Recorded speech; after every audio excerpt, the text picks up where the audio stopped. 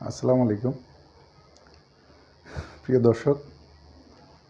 তো সর্বশেষ মেসির পায়ে গোল আসলো এবং আর্জেন্টিনা চলে গেল ফাইনালে।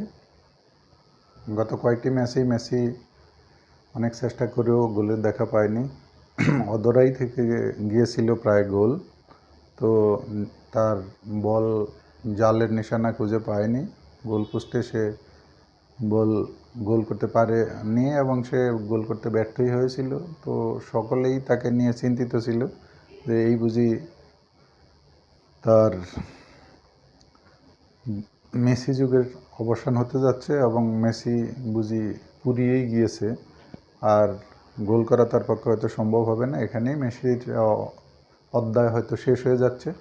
কিন্তু না, মেসি আজ 90 মিনিটই মাঠে ছিল এবং তার ক্রসবারের পাশ দিয়ে একটি গোল হওয়ার মতো শুটই করেছিল, সেটিও গোল না হয়ে ক্রসবারের একেবারে পাশ ঘেঁষে বলটি চলে গিয়েছিল, যেটি আর গোল হয়নি। তারপর 51 মিনিটে সে তার কাঙ্ক্ষিত লক্ষ্যে পৌঁছতে পেরেছে এবং সে গোলের দেখা পেয়েছে এবং আর্জেন্টিনাও 2-0 গোলে কানাডাকে হারিয়ে চলে গেল ফাইনালে।